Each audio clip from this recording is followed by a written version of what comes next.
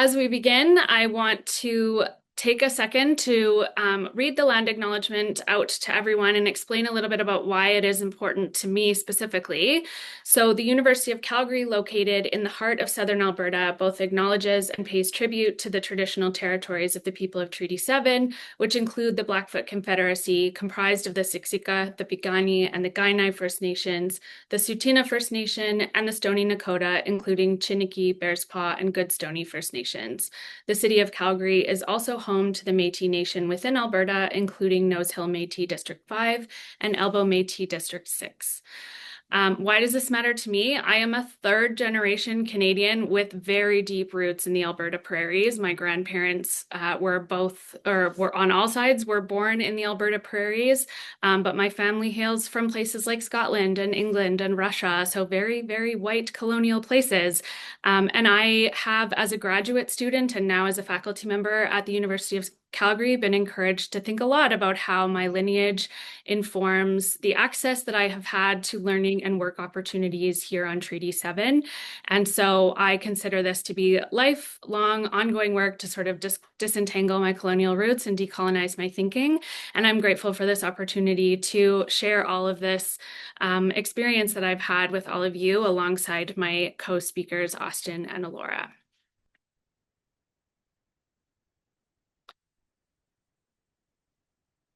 Just a reminder of the learning outcomes for this session.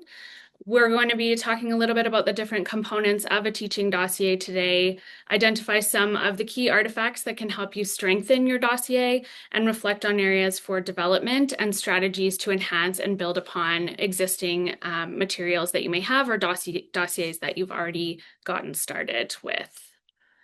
And so I'm going to turn things over to Alora, who will introduce herself and then talk to you a little bit about teaching philosophy statements. And Alora, just let me know as you want me to move through the slide. Yeah, absolutely. I realized as I was looking at this now that we didn't talk about that, but I'll let you know when it's time to change slides. So, hi everyone. My name is Alora. I completed my PhD at the University of Calgary in the Department of Communication, Media, and Film late last year. But one of my proudest accomplishments as a graduate student at the university was winning the 2024 Teaching Award for Graduate Assistants. So I am happy to talk a little bit about the process of nominating, whether or not you're approaching faculty to help with the nomination, or if you've been approached. I would be happy to talk about that a little bit more. But that's mostly the experience that I'm going to be drawing on, is right how I went about writing a teaching dossier that was specifically tailored for that award. One thing about me is that I know not all graduate students love teaching, but I actually really did love teaching.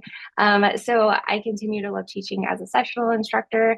That is where I'm at right now. I teach sessionally in my former department, as well as a couple of other institutions around Calgary. So to be honest, the most challenging aspect of developing my teaching dossier was writing this teaching philosophy statement. So when I was asked to do this part, I was like, oh no, this is, I mean, maybe it's good because I did not come into this confidently at all. So when we're talking about a teaching philosophy statement, just to start us out on a very basic level, the idea of this teaching philosophy statement, or your teaching statement, however it might be referred to, depending on the committee or who you're writing for, should provide committee members with insight into who you are as an educator, what you believe about teaching, and how you put those beliefs into practice in your pedagogy.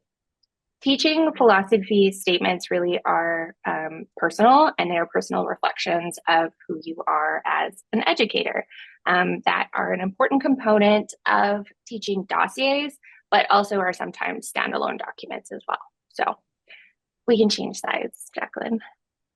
So I think the first thing to start with when you are writing any document, but also for the purposes of this talk, I think it's important to talk about who you're actually writing this document for. Most job applications that have some sort of teaching component require that you include a teaching statement. So this means that the teaching philosophy statement you are creating needs to be a little bit malleable. You might have like, I have one kind of master document and then I tailor it depending on the audience, but you might be writing for a hiring committee, teaching award nominations, later on promotion reviews, tenure, but it is also embedded within your teaching dossier. Because it is sometimes a standalone document, I like to think about it as such, that I could, in theory, take my teaching philosophy statement out of my teaching dossier, and it would still be just as impactful as it would be if it had all of the other supporting documentation. So you really want it to give a holistic picture of who you are as an educator. The positions that I've applied for in terms of outside of the teaching award nominations, any positions I've applied for have been about 50-50, asking for either the entire dossier or just my teaching philosophy statement. So it's good to have both, and it's good to have it crafted as a standalone statement, I would say. Now, the teaching philosophy statement really is a living document that you're going to find yourself adjusting, both depending on the audience, but also adding a lot more as you gain more experience, or maybe your priorities shift, you do more professional development. This is something that you don't just write once and forget, as with kind of any of your documents associated with your career. It's living and it's growing. So I do find it useful to have a one-page philosophy statement that emphasizes my core values, and we can talk a little bit more about core values, but also a two-page statement that expands on how those values are actually put into practice in real-life scenarios.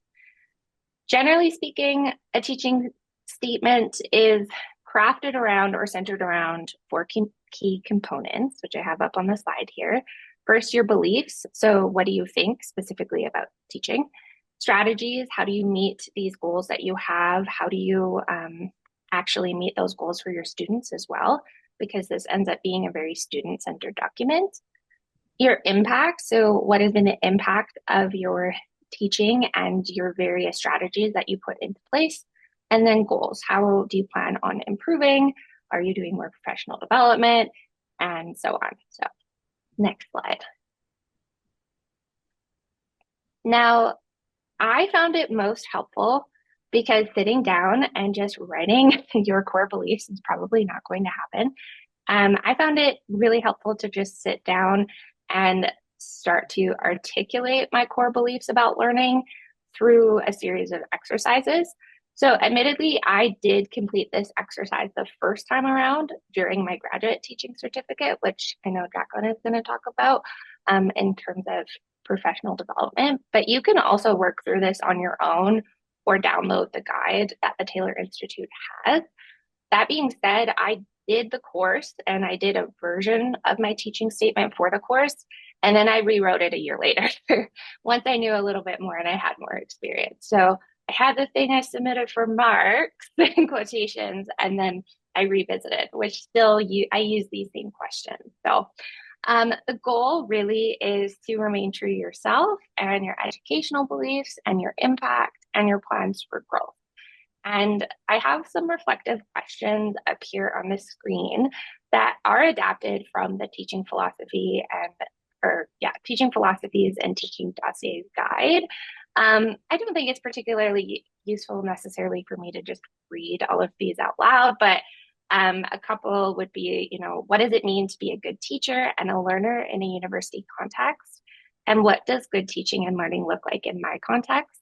Is a really important place to start. And I know that if you don't have a lot of teaching experience yourself, one thing that you can reflect on with this is how has your education been shaped by positive relationships with your instructors, or what did you not like when you were in school, and what did you struggle with, and what would you consider success for yourself as a student? And so to really reflect on your position as a student, and then how you might like to see that be put into place as an educator. After I completed this worksheet, so like I said, this is a worksheet, I like to take these 6 questions and try to make some statements. So Jaclyn, if you want to advance. These are some statements that you can work with. I believe students learn best by, I believe students learn best when, I believe students learn best who, I believe the role of a teacher is. And I think the key thing here is that all of these sentences start with I. So a teaching statement is personal and it is written in the first person and typically in kind of a more narrative form. But it's also really important when you're writing that you're not making kind of totalizing statements about teaching. This is very much your belief and you're going to frame it as your belief. So I like to start these sentences with I and frame them as beliefs rather than the only way to talk about students learning best, because there are many different schools of thought, and you don't want to alienate whoever is reading your document by saying the best way to teach students is, the worst way to do it is, and then you are talking about maybe perhaps their preferred way of teaching, which could be very awkward. So you want to be sure to kind of frame these as belief statements rather than necessarily fact. They're fact for you, right? Next.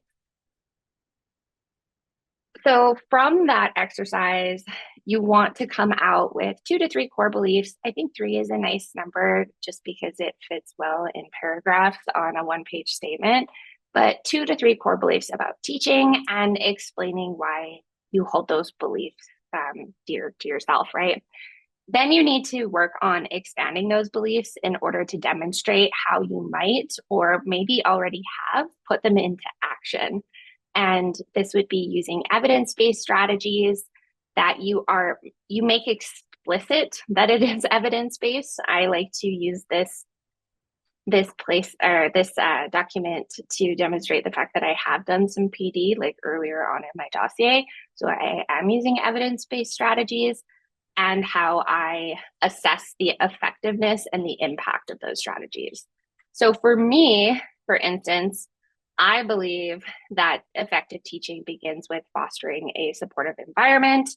And this support is cultivated through acknowledgement of students' identities, of power dynamics in the classrooms, and any external impacts that might be affecting my students.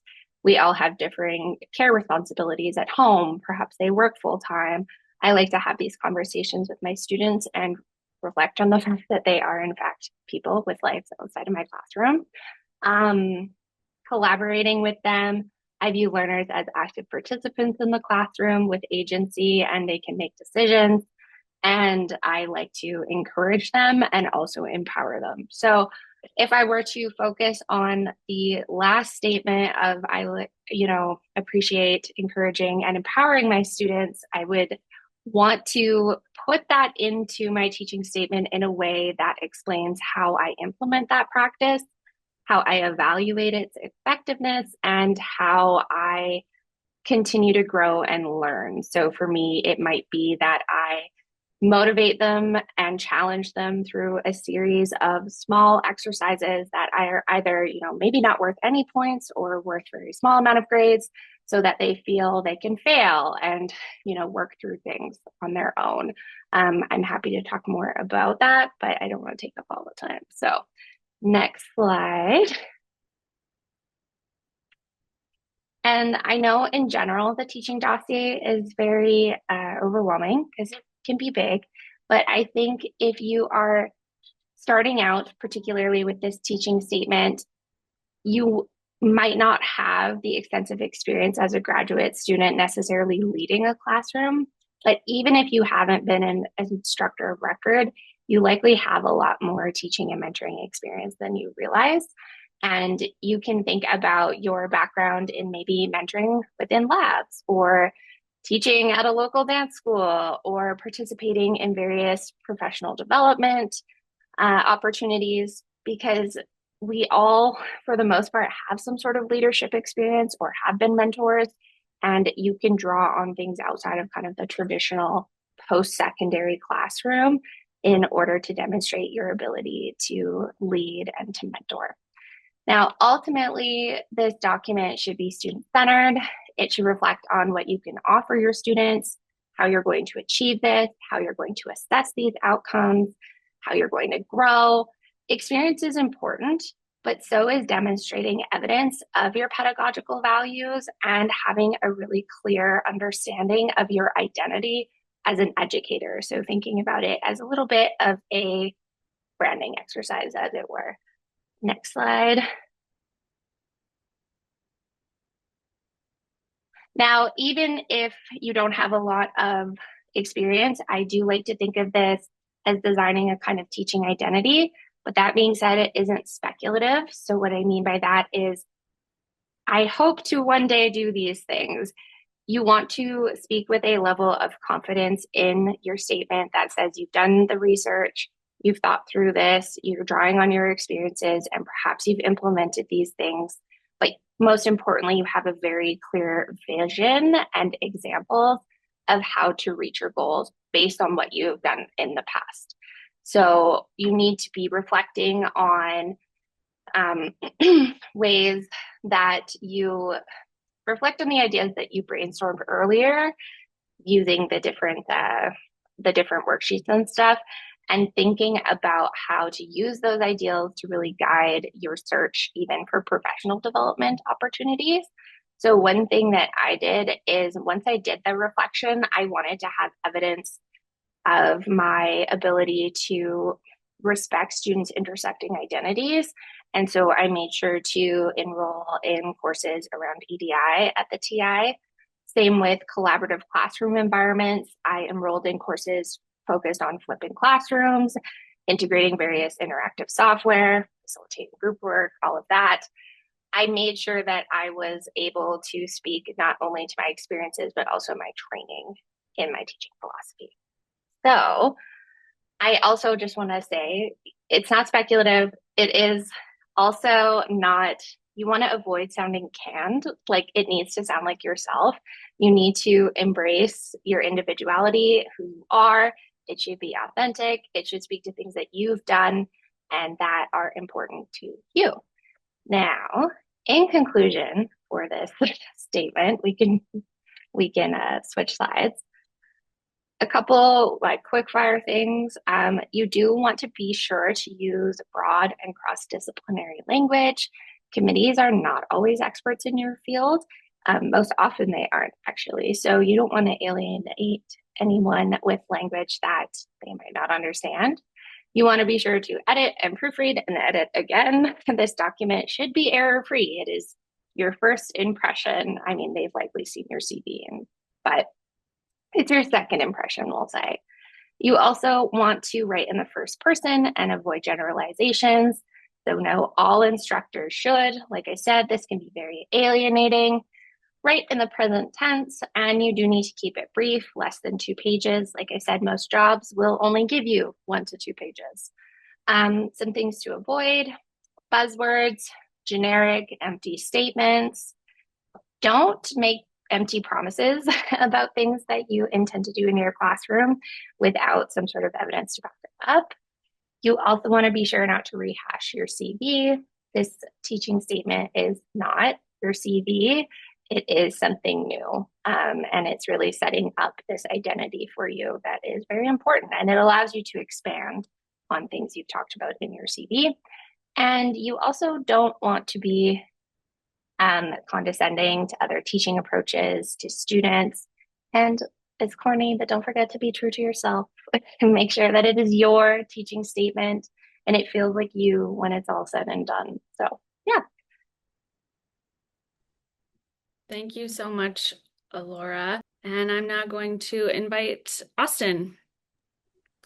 Hello, folks. I see a lot of familiar names and participants in the chat. So, hello, everybody. You may have seen me before, as I am heavily involved with the certificate for graduate students and postdocs for post-secondary teaching and learning at the Taylor Institute. But a lot of my background in pedagogy kind of comes from my experience as a student. I was actually recruited as a peer mentor. In terms of my non-pedagogy stuff, I'm in the Faculty of Science in Dr. Jessica Theodore's lab. I'm currently a PhD candidate studying the evolution of how teeth evolve. So a little bit different from stuff we're going to be talking about today, but a welcome break because I just like Alora, I found that I love teaching and being able to sit with students and get them and collectively learn together is something that Dr. Kyla Flanagan kind of introduced me to when I was an undergraduate, and so it's her fault that I'm here today with all of you, really. So you can blame her. But yeah, so getting into what we're going to be talking about for my section. We're going to kind of extend off of Alora's section where the teaching philosophy is a executive summary of, okay, here is me as a teacher. But now you have to provide that evidence. So if we could go to the next slide, that'd be great. Um, so the first thing to really note and acknowledge here is that as soon as you finish your teaching philosophy, you're like, wow, okay, that was really hard work.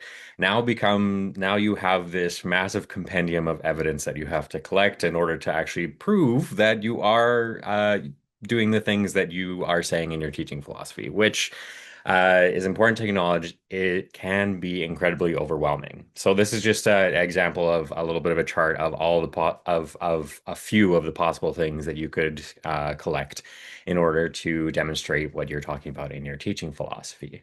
So you can see there's a variety and there's a bunch of different spectrums that you can go on here, from private to public, to sharing about teaching, to the practice of teaching, to what is the difference between scholarly teaching and scholarship of teaching and learning, and it becomes incredibly overwhelming very, very quickly. So what a few colleagues and myself have done is we've tried to distill this into a model based on some other work that's been previously done. So we'll go to the next slide here. So when we're talking about types of evidence that you can collect for your dossier, one of the most used models is this model from Plessig et al. 2023, where we kind of have this spectrum that goes from good teaching all the way to educational research, essentially. So this, and that is like extremely focused in the literature. You're making publications about teaching within your field. Um, but one thing that we've kind of noticed about this is that it's really quite difficult to assign a piece of evidence to one of these categories and not have it have some type of connection to the other pieces. So if we could advance to the next little piece here, these are really more interconnected than a continuum makes them seem. So like I just said, it's really hard to put a piece of individual evidence of your teaching into one of these categories and not have the potential for it to interact with some of these other pieces. So one of the bases for our model, or actually the entire basis for our model, is the idea of a jawbreaker. So Jaclyn, if you would mind putting the next two images up here. So when we were preparing and trying to distill some of this literature and research into a kind of a concise model for people to approach at different levels of their post-secondary education career, it kind of became this question of like, okay, well, what is at the core of your teaching dossier? And that is going to be your teaching philosophy. So what Alora just spent her time talking about, that it has to be the core of your teaching dossier. So with that, I reminisced on watching How It's Made as a child, and throwing and watching how jawbreakers are made. You basically have this core and you put it into a candy coating machine and you build layer on layer on layer on layer on it. And that struck me a little bit of like, hey, okay, so we can maybe apply that as a bit of an analogy for how evidence may be collected and compiled in a teaching dossier, or how it should be collected, because you put your teaching philosophy into this candy coating machine, I guess, of just like your reflective space, and then you start to layer it with other pieces of evidence that interact with each other to form this really strong piece of evidence showing your entire teaching identity. So if we could go to the next slide, we have three main layers of our jawbreaker that we've distilled. So the first is evidence of personal teaching, and we'll go over these in more detail as I go through the rest of my slides here. But the first is your core, your personal teaching. The second layer, that is a little bit more advanced in terms of the types of evidence you can collect, is going to be research informed teaching. And the last and ultimate level is going to be research integrated teaching. So informed and integrated are going to be your key differentiations for kind of reaching from scholarly teaching into that total scholarly interacting space with one another. But don't worry quite yet about all these words I'm using. We're gonna go through them as we go through these slides here. So for each of these layers, if you wouldn't mind advancing, Jaclyn. We're going to go through some examples of evidence that you can use at each of these layers of the jawbreaker. What are ways to frame that evidence that are good teaching, and then there's another option to do reflective or reflexive framing of that evidence. So the evidence is going to remain the same, like it is going to be the same baseline that you're using to demonstrate your personal teaching, your research informed teaching, your research integrated teaching. But the ability to frame that evidence is important in being able to progress to the different layers of the jawbreaker model. Then lastly, we're going to end talking about each layer of the jawbreaker with some reflective questions to start you thinking about what types of how you might frame the evidence that you collect for that particular layer of the jawbreaker. So if we could go to the next slide, that'd be great. We can start off with personal teaching. So in terms of examples of evidence here, the first one should not be a surprise to anyone. If we could advance, it is going to be the teaching philosophy. This is the nice thing about your teaching dossier is it should all feed back into your teaching philosophy. So if you're ever stuck for trying to find a piece of evidence, always go back to your teaching philosophy and read it again. Because you're going to be able to distill, okay, oh, I really like getting formative feedback from students, and how does that interact my teaching? Oh, well, did I update what surveys I was doing this term? Like what types of questions that I can do? So always go back to your teaching philosophy to check what types of evidence you should really have front and center, and in your core piece of evidence for your teaching dossier in this personal teaching sphere. So the next type of evidence that you can collect for this sphere of the jawbreaker is going to be peer observations and statements. And one of the things that I think we all get as frequent questions is, oh, I can use like a statement that someone says in my dossier that's not like informal or anything. It's like, no, that's a very good example of how you are teaching because it's coming from an external source. It's coming from someone else observing your teaching from a different perspective and saying, hey, I really like this about it. And they're able to engage students in this particular way. As you get more and more alternative perspectives on your teaching, not only are you growing as a teacher, as an educator, but you're developing yourself and the potential of your layers of your jawbreaker of evidence to expand. So the next type of evidence here is going to be an EDIA statement as well. So similar to your teaching philosophy, it is a way to demonstrate kind of the core of your teaching and what it means to be a teacher to you, but with a focus of equity, diversity, inclusion, and accessibility. And we have a lot of good resources at the Taylor Institute to help you in crafting this. And we also have educational developmental consultants, particularly Dr. Fazia Usman is an expert in this. So please reach out if you're ever having hesitations on where do I even start that statement type thing. And I believe that is, yeah. So teaching evaluations, numeric or qualitative. The base teaching evaluations can just go in as evidence. You can paste them in as raw evaluations. They are put in place by the university for a reason. They're a way to standardize evaluation. But what you do with them and how you frame them can change how you're actually engaging with your evidence and show your ability to be a good teacher versus a reflective teacher. It's not necessarily teaching evaluations themselves. They should just go in regardless at your personal teaching level, but your ability to reflect on those teaching evaluations is the thing that's going to differentiate reflective teachers from just good teachers. So when we're talking about the difference between a good teacher and a reflective teacher and framing this evidence at this sphere, with a good teacher, if you wouldn't mind advancing, Jaclyn, evidence focuses on your experiences as a student or instructor alone. So you are bringing your experience as a student and how you were mentored or taught or your specific interactions in the classroom alone.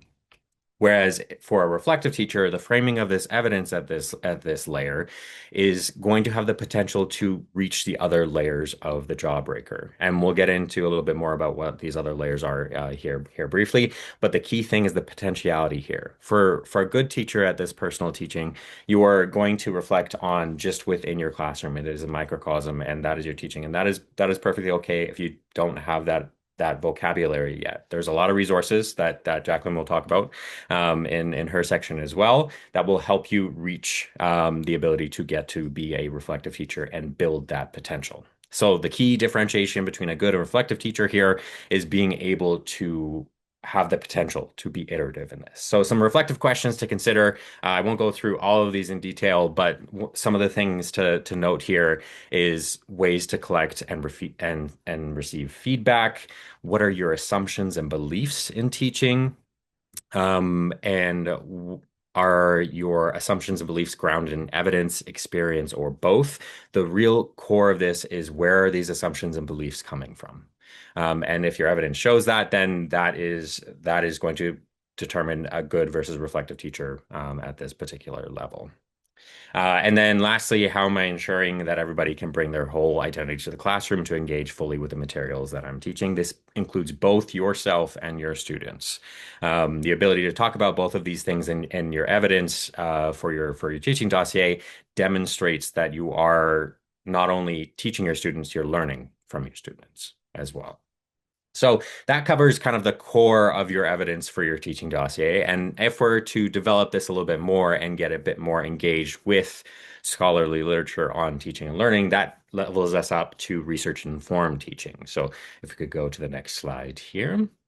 So some of the key pieces of evidence for research-informed teaching is going to be participation in teaching squares. So you're not just asking people to write a statement about your teaching, you're actively engaging with folks and going into and engaging in a regular teaching square. So what I mean by a teaching square is you get a group of people within your department or your faculty and say, hey, like, why don't we set up a teaching square where we are going to observe each other teach, and then we have a reflective session at the end of observing everybody teach to facilitate a conversation about what we liked, what we didn't like, what we saw that was different from what we teach and what we don't.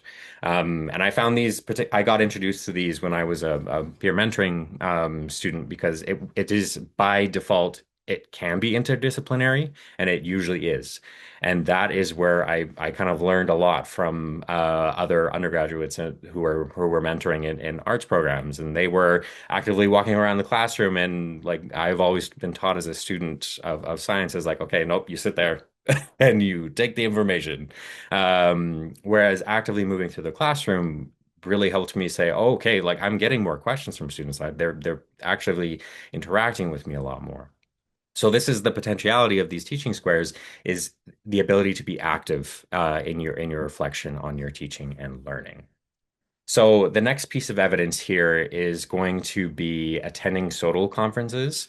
You don't have to present at all. It's just about getting engaged in the literature. For research-informed teaching, you're stepping out of that microcosm of your classroom, and you're engaging with scholarly literature on teaching.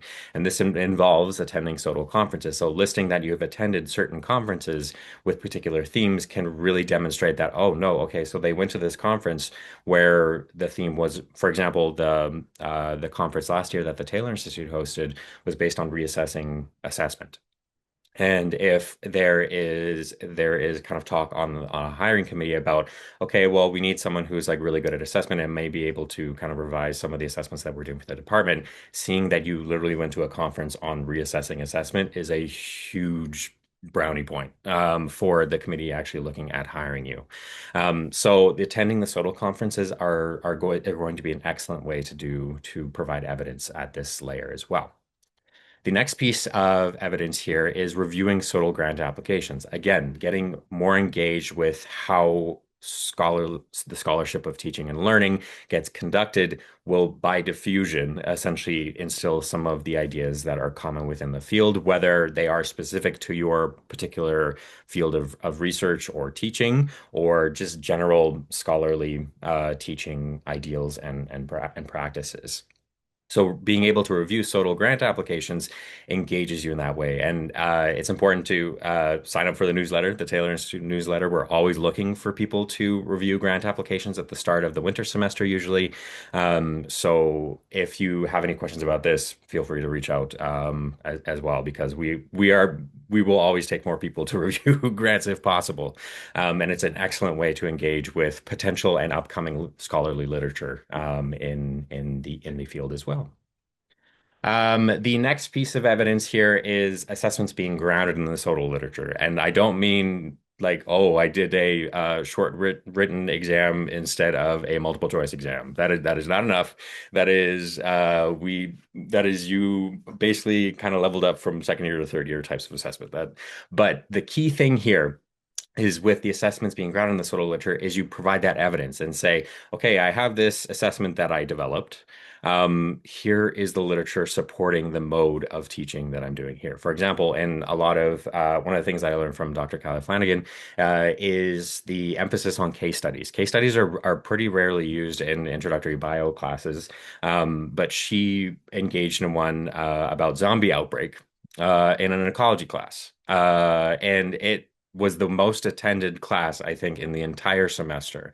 And it showed how case studies have the potential to engage students in a way that they aren't usually engaged in this particular field. So if you're able to show that, okay, I implemented case studies here as a way to try and engage students in a different way than they're used to in learning, that shows your ability to be adaptive and reflexive in your particular field of teaching. And then lastly, this is somewhat connected to the point that I just made, but the ability to discuss teaching in the context of disciplinary-based education research. So disciplinary-based education research is a whole field in and of itself, and it focuses on education practices specific to certain fields. So, for example, field work is really important to my line of work with paleontology and ecology. So, what are ways that we can teach field work in a way that is conducive to the general principles and ideas in the scholarship of teaching and learning? So, engaging with the disciplinary-based education research and kind of combining that with particular assessments is a really strong way to demonstrate your ability to have research-informed teaching as part of your teaching identity. So key thing for the differentiation between the two levels of teachers kind of at this layer of the jawbreaker is a scholarly teacher and a reflective teacher. Oh, I lied. There's another point. I completely forgot. Sorry, Jaclyn, this is your section too. But yeah, there's going to be professional development courses and workshops. And having those, again, very similar to attending SOTL conferences, are going to be an excellent way of saying, oh, we need someone who's able to like help us develop our EDIA portfolio at the university and help us engage in new ways of learning and stuff like that. If you have gone to several workshops and development courses ingrained in the evidence of your teaching dossier, not just your CV, it's not just a line, but you're actively reflecting on what your engagement was with those courses, that sets you apart from other candidates for the position as well. Okay. And yeah, this will be covered in Jaclyn's section. So yeah, my apologies for forgetting that part. Um, so the key thing for differentiating between the two types of teachers at this level is the intention to further study the ideas that you are engaging with the literature. So for a scholarly teacher, you're actively participating in the SOTL environment, the SOTL meaning Scholarship of Teaching and Learning. Sorry, I use the acronyms. They're kind of ingrained in me at this point. Also kind of my default as a biologist. I have to shorten things, otherwise I get a little crazy. But for scholarly teaching at this level, there is no intention to further study the results. You are applying things from the field, but you don't have the either capacity. The world is kind of on fire right now. I don't know if anybody noticed. So if you don't have the capacity to further study, this is kind of like where you are engaging as a scholarly teacher, and that is perfectly okay. But for being a reflective teacher at this level, one thing that you can do, if you would mind clicking to the next section there, Jaclyn, there is potential for further study. So not only are you ingraining some of the pieces of scholarly literature into your class, you're ingraining it in the class and you're saying, okay, what what could I study here? Is there a potential to look at this over a long period of time or over the course of the semester? Like that potentiality is the key difference in kind of the layer of research informed teaching, is the potentiality. The potentiality here. So some key reflective questions to consider for your evidence for this layer is what social literature and or perspectives could I bring into the classroom? It's all about engaging new perspectives and engaging new literature, new ideas, new thoughts, new practices. The next thing is how could I engage alternative perspectives to reflect on the connection between my teaching philosophy and what I do in the classroom. So that alternative perspective piece is a new linkage at this level compared to the personal teaching. The personal teaching is your teaching philosophy, whereas the research informed teaching is, okay, well, how do I engage other people in the linkage between teaching philosophy and what I do in the classroom? So it adds an additional integration, an additional information piece in your jawbreaker per se of your evidence here. And then lastly, who could I talk to about improving the instructional design to fit learners' needs and circumstances in this course? And that does connect a little bit into the professional development piece that Jaclyn will be talking to here shortly. So lastly, moving on to the ultimate layer of the jawbreaker model here. This is going to be the most advanced area for evidence, and it may be difficult to reach this layer right off the bat. And I don't want people to get discouraged by some of the things that we're going to be talking about in terms of types of evidence. But this is kind of a broader thing to talk about is you have to start somewhere. You have to start building at that personal teaching layer and then work with that evidence, develop it into the research informed. This is not oh, I'm going to write all this in one day. This is a lifelong document that is going to evolve and change over time. And the only way to get to this layer is to work continually and build those layers and put those candy coatings on your jawbreaker with every year that you've teach and so on and so forth. So with that kind of precursor in mind, the first example of evidence here is going to be submissions and presentations at SOTL conferences. So you're not only going to conferences, you are actively engaging in submitting material and presentations at SOTL conferences. Then the next piece of evidence here is going to be applying for and or receiving SOTL grants or Scholarship of Teaching and Learning grants. So you actively have a research question that you're trying to pursue as a product of your research-informed teaching and some of the questions that you might have pulled from that. And then lastly, peer-reviewed publications in SOTL in various journals will be another piece there. Again, it's different from your CV. If it's going in your teaching dossier, you're reflecting on how these contributions have influenced your teaching and how they have forced you to change and reflect on your teaching. It is not just a line. It's very different from a CV. You need to be able to reflect on them, not just list them in that way too. So some of the key things for the differentiation at this level between a scholarly teacher and a reflexive teacher is your plans to disseminate this information. For a scholarly teacher, you are actively conducting SOTL research. You are actively conducting SOTL research within your classroom, but there is no plan for dissemination here. You are actively conducting this research to inform your own teaching and practices that you're going to be able to develop and grow further as an educator, but you don't have the plans for disseminating it to the larger SOTL community. Whereas a reflexive teacher is going to conduct SOTL inquiry with plans for dissemination. So this is the key difference between the layers of research integrated teaching is that plan to disseminate that information to the larger and broader SOTL community. Because this is also going to look attractive to a hiring committee as well in terms of getting publications out and so on and so forth. We all know the publish or perish model of universities, unfortunately. This is kind of the difference of this particular layer of the jawbreaker model. So some reflective questions to consider here is it's really open-ended, and this is where the layer of the jawbreaker kind of explodes with how big it can get, because research integrated teaching is essentially asking SOTL research questions. So with your reflective questions to consider here, they should be able to frame a scholarship of teaching and learning program or research program.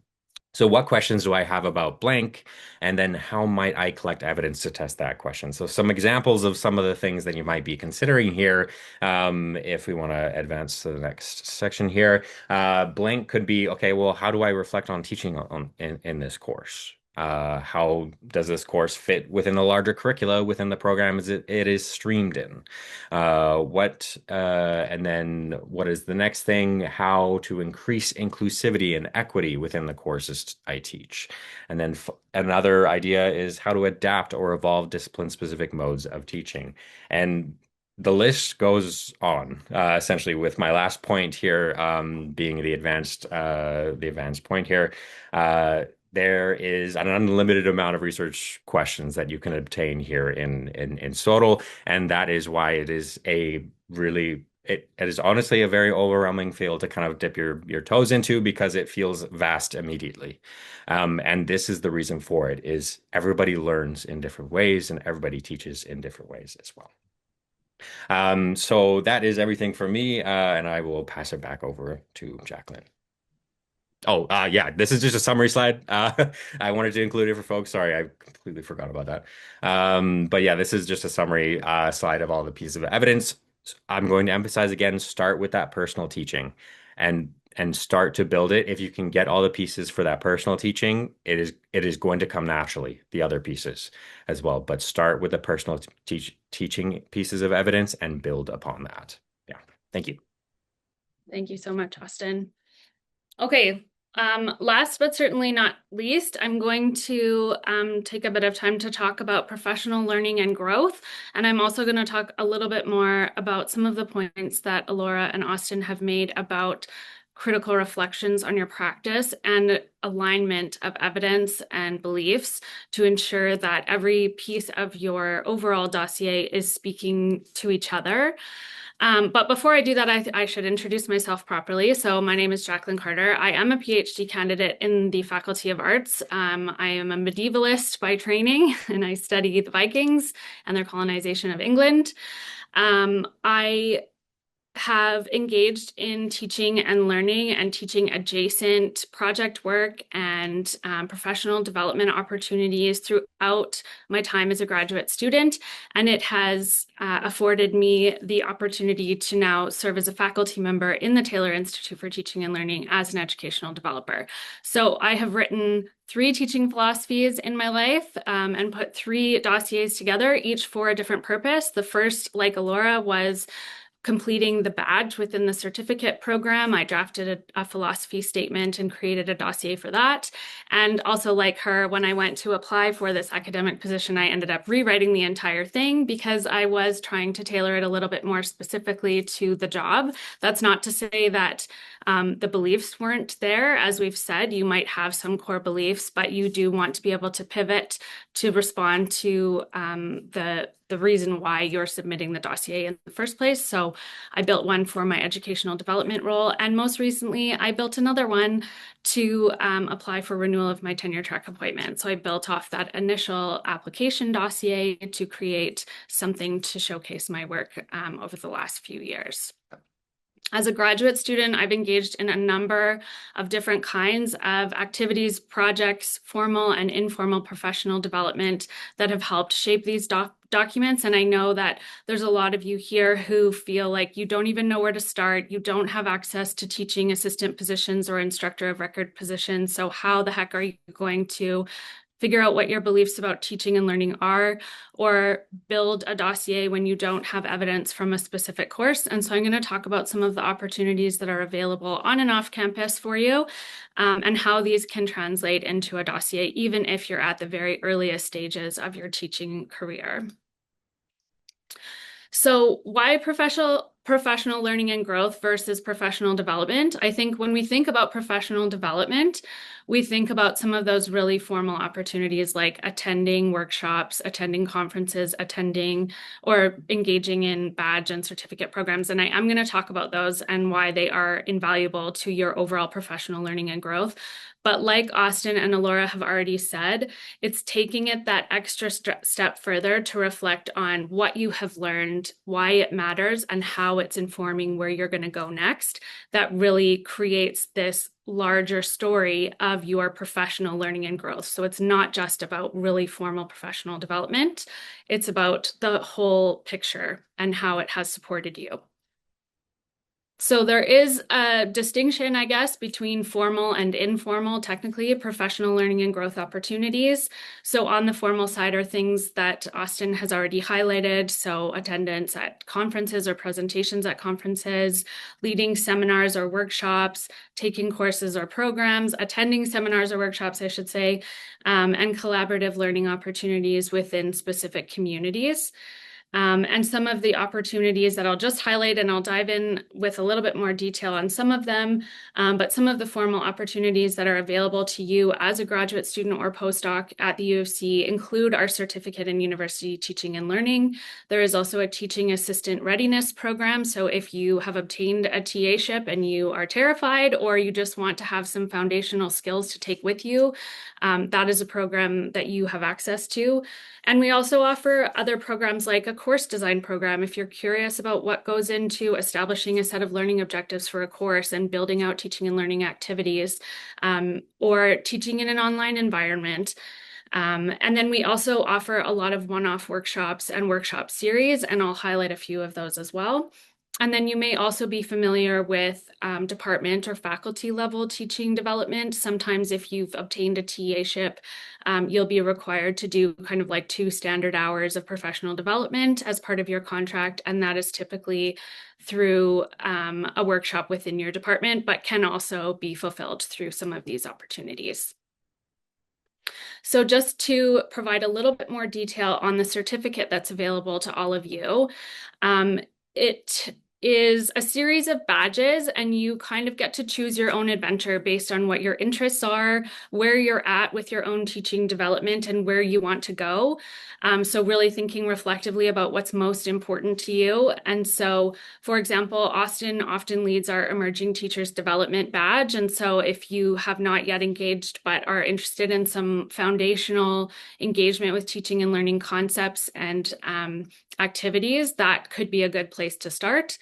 I also lead the Theories and Practices course. This is another opportunity to engage in sort of foundational scholarly literature and beliefs about teaching and learning in a post-secondary environment that can help you refine your own beliefs and approaches.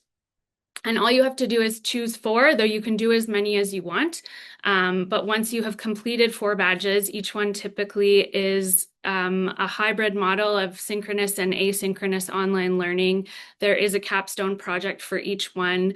And I'll talk a little bit about why those are important in a minute, but you will engage with sort of like a D2L shell in some sense, engage with your peers, develop a capstone project, and that signals completion of a badge. And then once you have 4, you can apply to get your teaching certificate. And just to highlight a couple of things that are on the schedule in the next couple of months, you can see some of the one-off workshops that are offered pretty regularly, like D2L Essentials. So if you're going to be a TA and you've never used D2L, or you're new to the institution and you have no idea how to engage or manage that platform, we offer a workshop that shows you how to do that. There is also one for facilitating online classes using Zoom. So if you're going to be responsible for a Zoom seminar, for example, that might be helpful. We also have some other learning technologies workshops, such as the one using UJA. I mentioned the Teaching Assistant Readiness Program, so that's on the spring schedule. Registration is not yet open, but will be soon. So if that piques your interest, keep that in mind. And then I'm also running a spring iteration of Theories and Practices.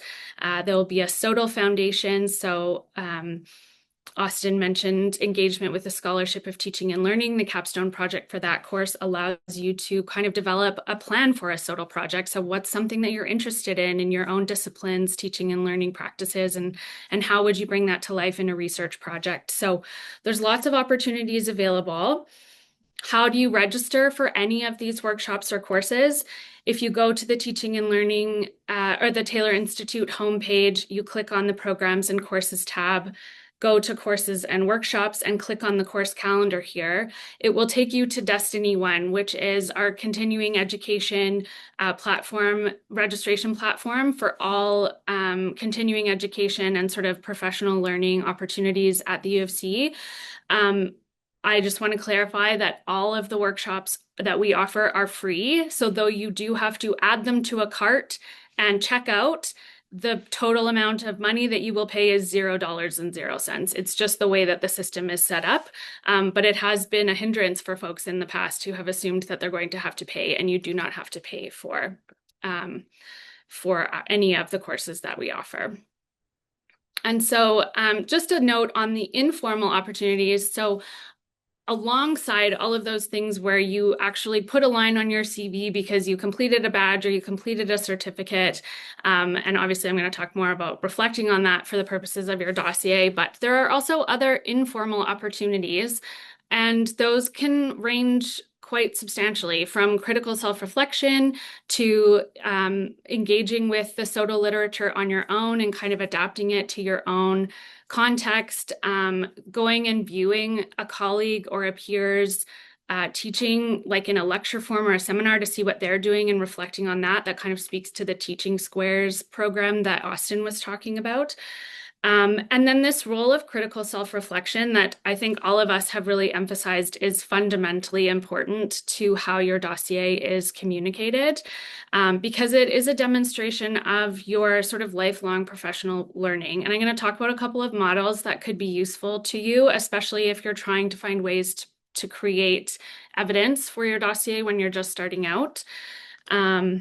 But I just wanted to talk about a couple of other things that kind of fit in or don't fit into the professional learning and evidence pieces, but that really helped me develop my own foundation. And one of them was engaging in mentorship opportunities. So this was mentioned a little bit already, but I did a ton of mentoring as a new graduate student. So I was a peer graduate coach.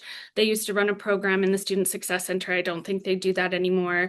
I mentored undergraduate students in a leadership program. I have mentored alumni at my former institution. And you don't have to do all of these things, but if you're looking for a way to sort of dip your toes in the water of what it's like to be in more of a teaching or guide or mentor type role so that you can start reflecting on what your beliefs are, these are really great opportunities. And there's always lots of mentorship programs available on campus.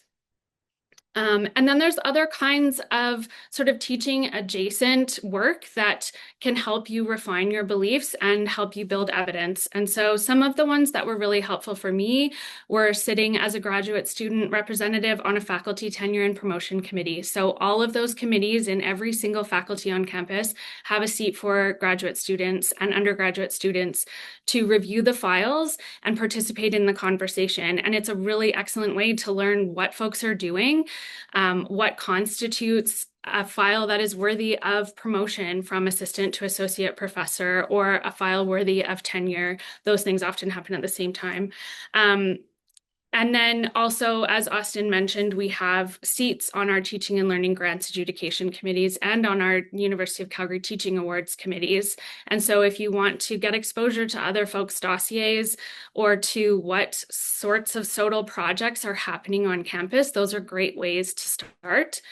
And then there's also usually opportunities to sit as, for example, the representative on an undergraduate program committee within your department, or there might even be faculty level teaching and learning committees that have a seat for graduate students. So ask around, see what you can find. And the other thing that I'll mention is just teaching related project work. So the example that's on this slide is back in 2016, 2017, the Taylor Institute posted a position.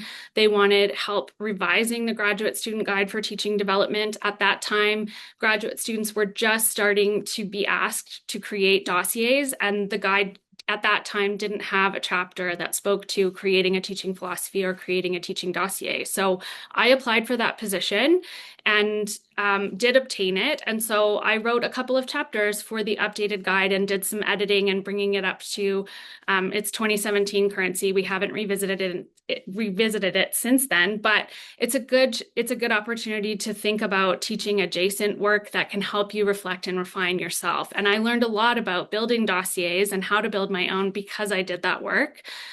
So there's some interesting opportunities to think about what's happening outside of teaching in those really formal roles that can help you with your professional learning and growth.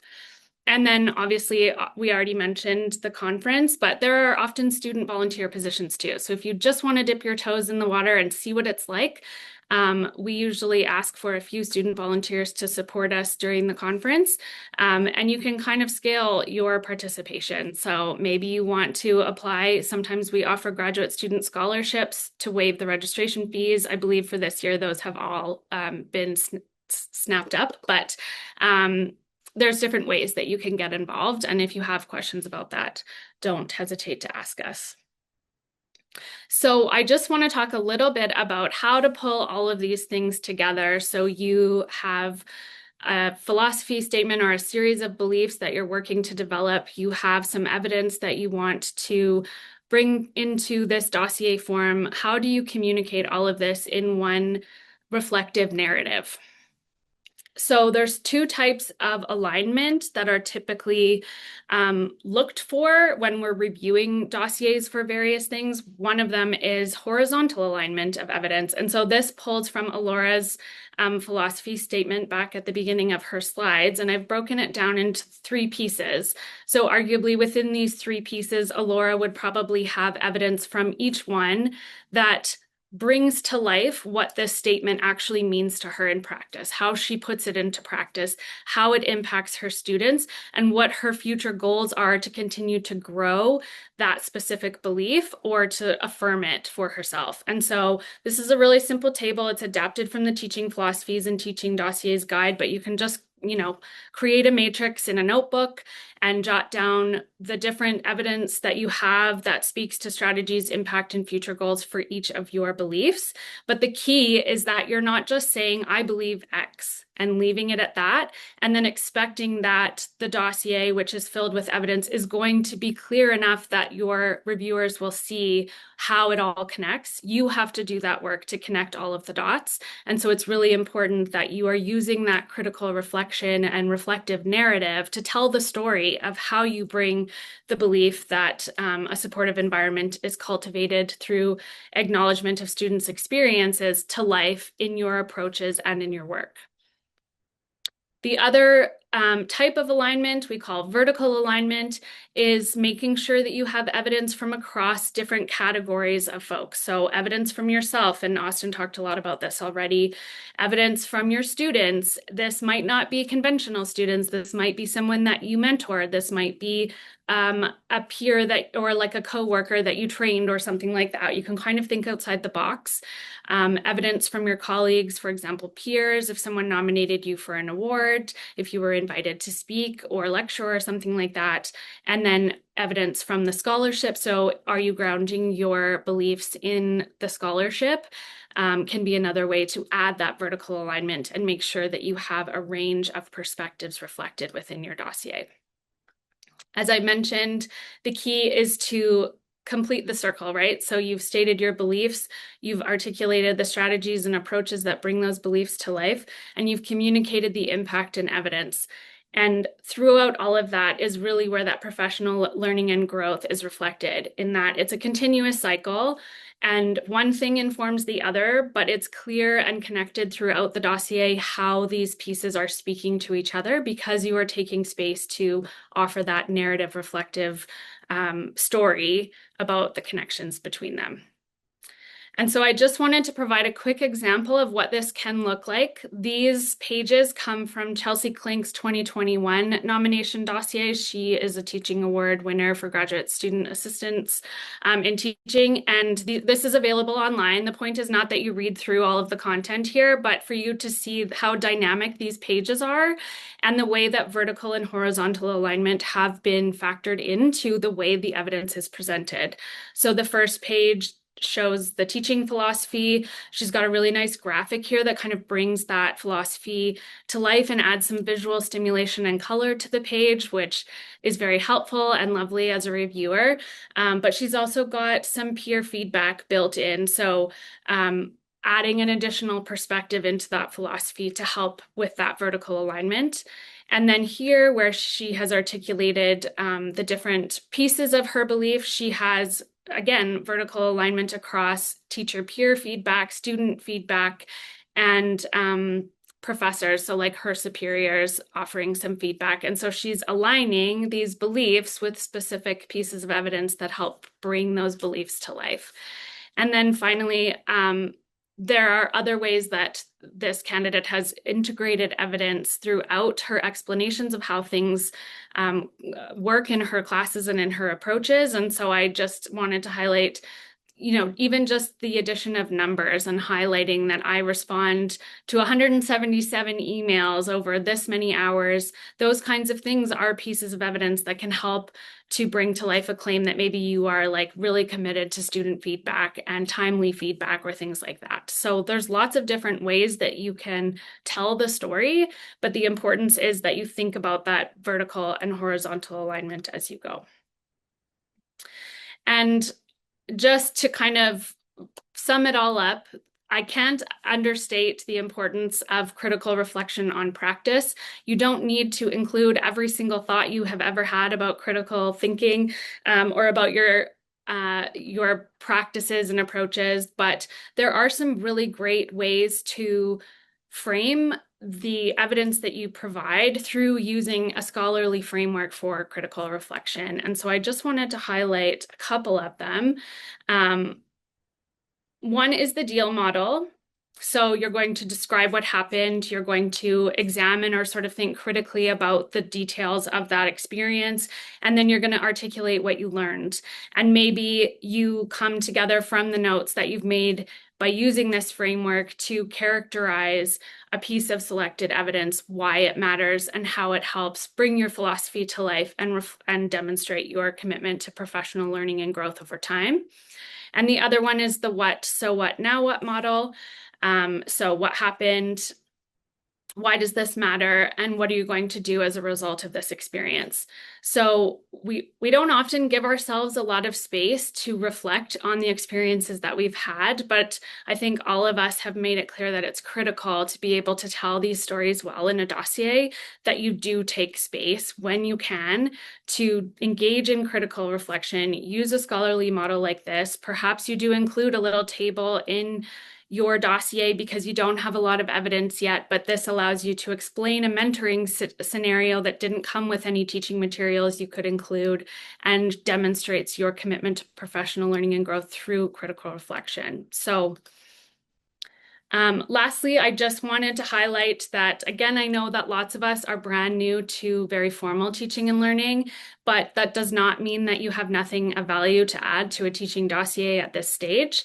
And so we encourage you to take that space for reflection, think about experiences you've had outside of traditional teaching and student roles, work experience, volunteer experience, other life experiences. Your previous education, as has already been mentioned, is a great way to establish some foundational beliefs. And then to seek out teaching and learning opportunities in unlikely places. So request to go observe professors that you respect or TAs that you respect, seek opportunities for mentorship, take on a tutoring role, pick something that speaks to what you want to learn and grow within and jump into it.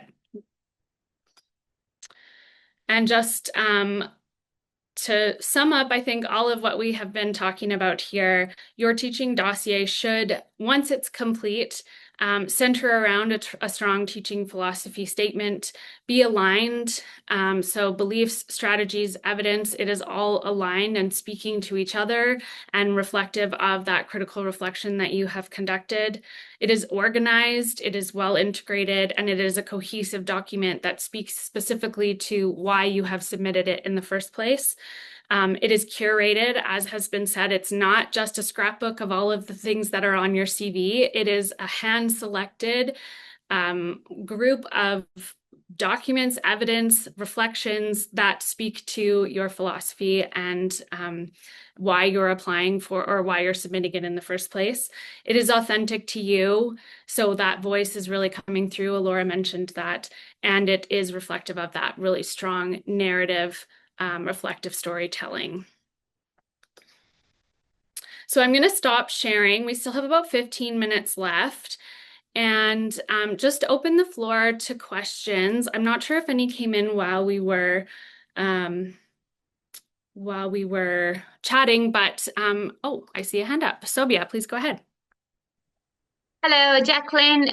Thank you so very much to you and the whole team for organizing this event. Really, today was also one of the eye openers for me. I'll do a little brief intro if you allow me to, so because I want to understand it from my foot imprint. So basically, I am a internationally trained general surgeon, and then I have been into 8 years with the vocational colleges of Calgary, even, making the curriculum designs for the pharmacy assistant and medical office assistant. And I'm a very avid co-learner. So I've attended, it all started from the e-portfolio in the D2L, which took me to Dr. Fauzia to make the dossier. And then the journey went on, and it was the Emerging Teachers Development Program with Austin. And then recently I completed the TARP, which was with Laura Lee, Patricia. You guys are amazing. It's brilliant minds over there. Now, to get this remaining two, I'm not sure what to do. The other thing is that because being a master's student of precision health program, currently, I would be finishing up in July 2026. So my question now, which is relatable, is that how do we come up with the SOTL grants, especially because my understanding is, and correct me please, that the SOTL would be applicable for those who are, it goes for 2 to 3 years with the incentives provided. So I could just be a co-applicator or, not a principal investigator. So my challenge is that if I go forward towards my PhD, I'm thinking ahead and being proactive. Which faculty members should I be, getting the support of? Austin was saying he had a great mentors, and mentors are all those who make the difference. So what is the approach and the guidance suggestion for me with this limited time space, so that what is gone is gone? I want to avail the upcoming things and build on them. Thank you so very much. It was a long question and a lot of threads, but I'm eager to learn. So thank you. Thank you. Austin, I don't know if you want to jump in, or Laura, I'm happy to. Yeah, go ahead. Yeah, I can. Yeah. So first of all, yeah, it's great to see you again. Yeah, your reflection from emerging teachers was really good, and it showed like a foundation for a lot of potentially great like solo questions as well. One thing to keep in note though is the and Jaclyn and Shrazy, correct me if I'm wrong. With the grants, all you need is someone who is like a is like a faculty member at U Calgary. So even if you're at a different place, like outside, like for your PhD and stuff like that, like as long as you have a collaborator at U Calgary, they can still apply for the grants, and then still have you be associated with them. I think that's the correct way. I'm not sure. Yeah, I think the principal investigator or the principal applicant needs to be someone who is guaranteed to stay at the institution for the duration of the grant. And so that often means that it is a tenured faculty member or tenure track, because sessional, obviously, we don't have that reliable turnover. But that doesn't mean that you couldn't stay on a grant if you had moved on to another institution. We often get them when they're collaborating across, but it is U Calgary focused. So that's something to keep in mind. I think there was another piece of your question that I just wanted to clarify. So if you're currently a master's student and you're worried you're not going to have enough time to finish all of the different badges before you're done your program, know that you have up to 1 year following graduation from a U Calgary graduate program to complete any additional requirements to obtain your certificate. So you have a full calendar year from the time of your graduation, and that's linked to your email address, actually. So because after you graduate, you only have access to your UCalgary email for 1 year, we can only issue badges to your UCalgary badges account for that 1 year.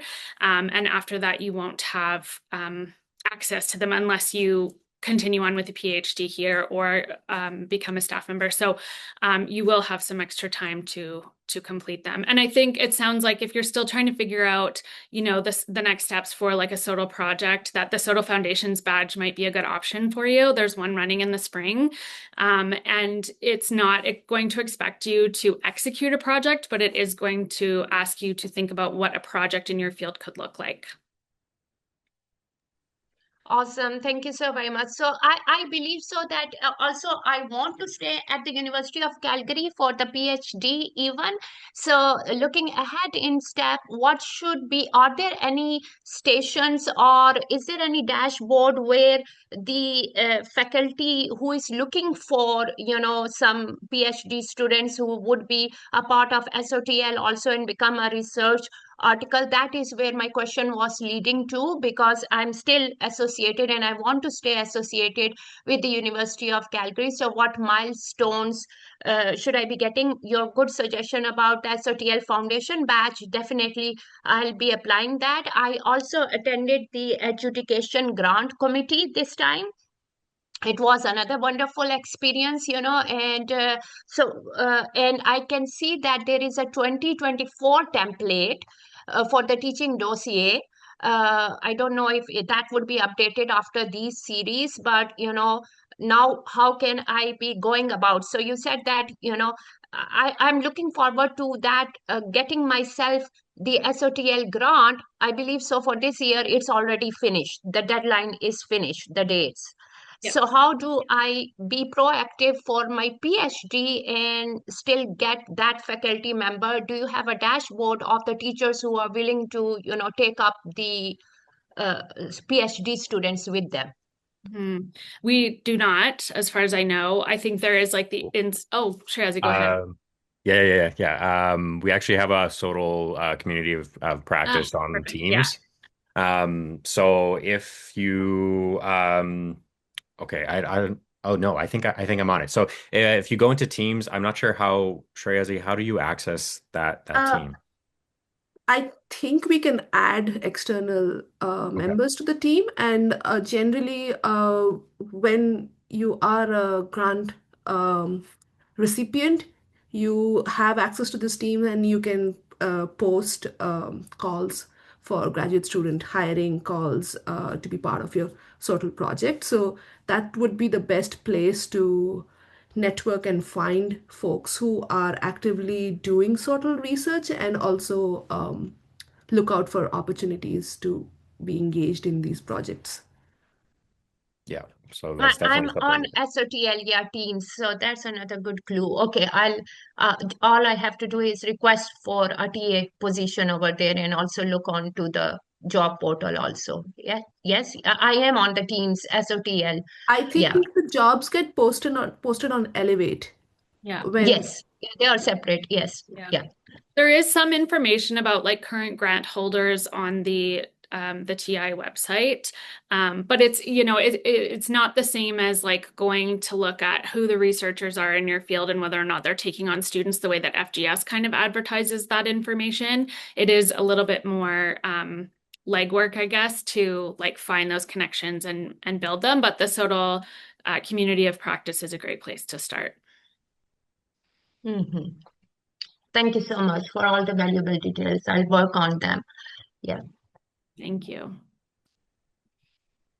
Any other questions? I do have a QR code, and we're really hopeful that I'm just going to share my screen again, actually, that you will just share your feedback with us. Tell us how we did today. The intention is that we will continue to offer workshops or speaker series events throughout the academic years. We'll probably break for the summer, but if you have ideas for topics that you want us to cover as a team. If you're interested in participating in the speaker series and you think you have something valuable to share with the graduate students and postdocs community, we welcome that too. There is space within this survey form to let us know a little bit about what you're thinking or what you might want to see. And please reach out to Shreyazi and I if you have a topic and you'd like to participate. So please do take a second if you don't mind and fill out the attached form. But we welcome any other final questions as we wrap up here. We'll also be sending a follow-up email with the survey link, but also resources related to teaching dossier and your teaching philosophy statement that we have at the Taylor Institute. So a lot of the resources that were shared by the presenters today will be shared in that email. And we'll do our best to get a recording up as soon as we can on the Emerging Educators website. So yeah, we'll continue to share resources on that. Maybe I can take a moment to just thank our panelists, Alora, Austin, and Jaclyn, for sharing their perspectives, finding time to be a part of this, because a big part of some of you may know me. I do a lot of these graduate student badges and this thing, but we very rarely get an opportunity to hear from graduate students from these early career emerging educators perspectives and how they handled their philosophy, how they navigated those challenges. So I'm hoping that our emerging educator series will continue to feature more of graduate students and postdoctoral scholars, and they can bring that perspective and have that connection with this community, and we can move towards having this community where you can find peers, you can do peer observation, teaching squares. So thank you to Alora, Austin, and Jaclyn for getting us started on this. Well, we're here if you have questions. Thank you all so much for your participation and for joining us today. We're really grateful for this community and just excited to support you all. So we'll be in touch soon with more information and watch for some exciting events to come.